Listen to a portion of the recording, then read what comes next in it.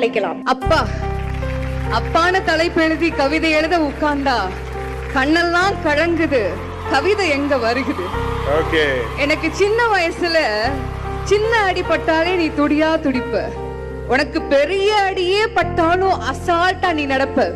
நீ ஓடாத ஓட்டம் இல்ல, வாழ்க்கையில படாத பாடு இல்ல, எடுத்து சொல்ல யாரும் இல்ல, படிச்சு பட்ட கிட்ட நீ ஏது வாங்கினது இல்ல, பரம்பரை பணக்கார இல்ல, வெட்டி பந்தா உனக்கு இல்ல, வெட்டித்தனமா ஒரு நாளும் உன்னை நான் பார்த்ததில்ல, ஆன நல்ல துணி நீ போட்டதில்ல, நீ ஆனா பிறந்துட்டனாலேயே உன்னால அழுக கூட முடிஞ்சதில்ல.